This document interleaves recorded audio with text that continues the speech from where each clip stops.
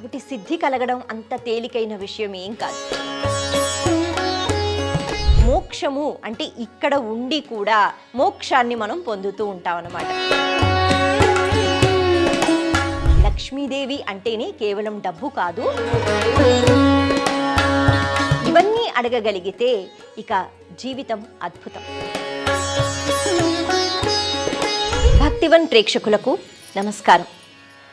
సిద్ధలక్ష్మీర్ మోక్షలక్ష్మీర్ జయలక్ష్మీ సరస్వతి శ్రీలక్ష్మీ వరలక్ష్మీ చ ప్రసన్నా మమ సర్వదా. ఇది మనం వింటూ ఉంటాం. అయితే అష్టలక్ష్ముల ప్రస్తావన ఉన్న మనకి ఈ 6 లక్ష్ముల గురించి ఎక్కువగా చెప్తూ ఉంటారు. సిద్ధలక్ష్మి అనేటప్పటికీ సిద్ధింపచేసే స్వరూపం. మరి ఏం సిద్ధింప చెయ్యాలి? మనము ఎన్నో వరాలు కోరుకుంటూ ఉంటాం. అంటే మన మనసులో ఎన్నో కోరికలు ఉంటూ ఉంటాయి. ఆ కోరికలన్నీ తీరిపోతే బాగుండు అని అనుకుంటూ ఉంటాం. ప్రతిదీ భగవంతుని ముందు పెడుతూ ఉంటాం. ఒక్కొక్కసారి ప్రయత్నం చేసిన తర్వాత, ఒక్కొక్కసారి ప్రయత్నం లేకుండానే. మరి ఇలా మన కోరికలు ఏవైతే ఉంటాయో అవన్నీ భగవంతునికి మనం చెప్పిన తర్వాత అన్నీ తీరుతాయా అంటే బహుశా కొన్ని తీరవు. కానీ భగవంతునికి తెలుసు ఏ కోరికలు ఉంటే మనం బాగుపడతాము, ఏ కోరికలతో మనం పతనమైపోతాము. కాబట్టి అమ్మవారు సిద్ధింప చెయ్యాలి అంటే, సిద్ధి కలగాలి అంటే బుద్ధితో వివేకంతో మనం ఎప్పుడైతే అడుగులు వేస్తామో ఆ అడుగుల ద్వారా, అటువంటి కర్మల ద్వారా మనకి సిద్ధి అన్నది కలుగుతుంది. కాబట్టి సిద్ధి కలగడం అంత తేలికైన విషయం ఏం కాదు. మనకి నచ్చినట్టుగా మనం ప్రవర్తిస్తే మనం ఎప్పుడూ సిద్ధి పొందుతాం అన్నది లేదు కదా. ఏది ధర్మమో లేకపోతే ఏది వేదం మనకి చెప్తోందో, ఎందుకంటే వేదం ప్రమాణం అని అంటారు. మనుషులుగా పుట్టిన తర్వాత మనకి కొన్ని నియమములు ఉంటాయి. వాటి ప్రకారంగానే మనం నడుచుకోవాలి. అలా నడుచుకున్నట్లయితే ఖచ్చితంగా సిద్ధి పొందుతాము. ఇంకా చెప్పాలి అంటే ఈ సిద్ధి అన్నది ముందుకు వెళితే మనకి మోక్షం కూడా లభిస్తూ ఉంటుంది. కాబట్టి సిద్ధింపచేసే అమ్మవారు మనకి ఎటువంటి సిద్ధులను ఇవ్వాలి అంటే, ఆ సిద్ధుల ద్వారా మనము ధర్మాచరణ చెయ్యగలగడం, అలాగే మంచి నడవడికతో ఉండగలగడం, ఇవన్నీ అలవాటయ్యేటట్టుగా అటువంటి సిద్ధులను మనం ఎప్పుడైతే పొందుతామో, సిద్ధలక్ష్మి అనుగ్రహం ఎప్పుడైతే ఉంటుందో ముక్తిని మోక్షాన్ని పొందుతూ ఉంటాం. ఇక ఆ తరువాత మోక్షలక్ష్మి. ఇప్పుడు మనం చెప్పుకున్నట్టుగా మోక్షము అంటే ఇది కేవలం మనం వెళ్ళిపోయిన తర్వాత మళ్ళీ పుట్టకుండా ఉండవలసిన అవస్థ మాత్రమే కాదు. మోక్షము అంటే ఇక్కడ ఉండి కూడా మోక్షాన్ని మనం పొందుతూ ఉంటాం అన్నమాట. అంటే మనం బ్రతికి ఉన్నంత కాలం కూడా మోక్షాన్ని పొందటం. ఇది ఎలా సాధ్యం? వెళ్ళిపోతేనే కదా, అంటే చనిపోతేనే కదా మోక్షము అని మనం అనుకుంటాం. కానీ కాదు. మోక్షము అంటే ఇక్కడ ఏ రకంగా మనం చూడాలి? మోక్షము అనే పదానికి విడుదల అనే భావన, పట్టు విడుపు అనే మాటలు మనం వింటూ ఉంటాం. ఏది ఎంతవరకు పట్టుకోవాలి, ఏది ఎప్పుడు విడిచిపెట్టాలి. భోగములు అన్నవి మనందరికీ చాలా ఇష్టం. మనందరం ఎప్పుడూ భోగములతో ఆనందంగా ఉండాలి అని అనుకుంటూ ఉంటాం. కానీ శాస్త్రం మనకి కొన్ని అవస్థలు, అంటే మనిషి జన్మ ఎత్తిన తర్వాత కొన్ని అవస్థల నుంచి మనం వెళుతూ ఉంటాము. చిట్ట చివరికి వానప్రస్థం అన్నది ఒకటి అలవాటు చేసింది. అంటే అన్ని బాధ్యతలు మనం పూర్తి చేసిన తర్వాత వానప్రస్థము, ఈ ఆశ్రమానికి అందరూ వెళ్ళిపోవాలి అంటే ఆ స్థాయికి వెళ్ళిపోవాలి అని నిర్ణయం చేసింది. అందుకే అప్పట్లో మహారాజులు అయిన వాళ్ళు ఎంతో భోగములు అనుభవించిన చివరికి వానప్రస్థం అంటే వనానికి వెళ్ళిపోతూ ఉండేవారు.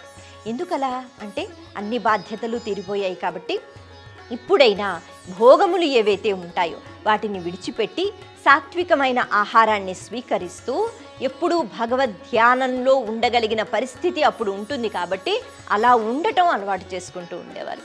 అయితే అంతకుముందు ఏదో ఒక పని ఉంటూ ఉండేది కదా, లేకపోతే ఏదో ఒక బాధ్యత ఉంటూ ఉండేది. అలా చేసుకుంటూ కూడా భగవన్నామస్మరణ చేసుకుని తరించిపోయిన వాళ్ళు చాలామంది ఉన్నారు సంసార సాగరంలో ఉంటూ. కానీ ఒక్కొక్కసారి అది కొంచెం ఇబ్బందిగా అనిపిస్తూ ఉంటుంది. కాబట్టి ఇవన్నీ దాటుకున్న తర్వాత, అంటే బ్రహ్మచర్యము, గృహస్థాశ్రము, సన్యాసాశ్రమం ఇవన్నీ అయిపోయిన తర్వాత వానప్రస్థం అని చెప్తారు. ఇక్కడ మోక్షము అంటే విడుదల. ఎప్పుడు ఇది నాదే ఇది నాదే అని అన్నీ పట్టుకుంటూ కూర్చుంటే ప్రతిదానికి ఒక అంటే కాలం నిర్ణయం చేస్తుంది కదా, ఏ పరిస్థితి లేకపోతే ఏ ఆనందము, ఏ దుఃఖము ఏది శాశ్వతం కాదు. అన్నీ వస్తూ ఉంటాయి, మనల్ని విడిచిపెట్టి వెళ్ళిపోతూ ఉంటాయి. మరి వాటితో పాటు మనం దుఃఖించకుండా విడిచిపెట్టేయగలగాలి. సంతోషంగా ఉంటాము, ఉందాము. మరి కొన్నాళ్ళ తర్వాత సంతోషం పోతే ఏదో ఒక దుఃఖం కలుగుతుంది. అది నాకు వద్దు అనుకుంటే ఎలా? కాబట్టి ఇప్పుడు ఈ సంతోష స్థాయిలోనే ఉండిపోతాను, దుఃఖాన్ని నేను స్వీకరించను అంటే కుదరదు. కాబట్టి ఎప్పటికప్పుడు దేన్ని విడిచిపెట్టాలో దాన్ని విడిచిపెట్టాలి, దేన్ని పట్టుకోవాలో దాన్ని పట్టుకోగలగాలి, దాంతో ముందుకు వెళ్ళగలగాలి. ఇలా మనకి తృప్తి అన్నది అలవాటవుతుంది. ఎప్పుడు భోగములు మాత్రమే అనుభవించకుండా ప్రతి పరిస్థితిని చాలా తెలివిగా, అణుకువతో, ఇంకా చెప్పాలి అంటే చాలా ధైర్యంతో దాన్ని మనం ఎదుర్కొంటూ ఉంటాం. అలా ఎప్పుడైతే అన్ని విడిచిపెడుతూ ఉంటామో దాన్నే మోక్షం అంటే ఆ విడుదల అన్నది జరగగలగాలి. ఇది కేవలం వెళ్ళిపోయే సమయంలో కాదు, వెళ్ళిపోయేటప్పుడు కూడా. అందుకే నా వాళ్ళు, నా పిల్లలు, నా ఆస్తులు అని ఏదో భావనతో ఎప్పుడైతే వెళ్ళిపోతూ ఉంటామో మళ్ళీ పునరపి జననం పునరపి మరణం, మళ్ళీ పుడుతూ ఉండాలి, వెళ్ళిపోతూ ఉండాలి. కేవలం భగవన్నామ స్మరణ చేసుకుంటూ వెళ్ళిపోతే ఇక మళ్ళీ పుట్టవలసిన అవస్థ ఉండదు అంటారు. అందుకే మోక్షలక్ష్మి అనేటప్పటికీ ఎప్పుడో మనం చనిపోయిన తర్వాత అమ్మ అనుగ్రహాన్ని ఇవ్వాలి అన్నది కాదు, ఇప్పుడు ఈ జీవితంలో కూడా తల్లి ఎప్పుడు నేను ఏది పట్టుకోవాలి, దేన్ని విడిచిపెట్టగలగాలి, అందులోనూ సంతోషం, ఇందులోనూ సంతోషం, ఇటువంటిది నువ్వు నాకు అనుగ్రహించు అని మోక్షలక్ష్మిని మనం కోరుకోగలగాలి. ఇక జయలక్ష్మి అంటే విజయాన్ని సాధించటం.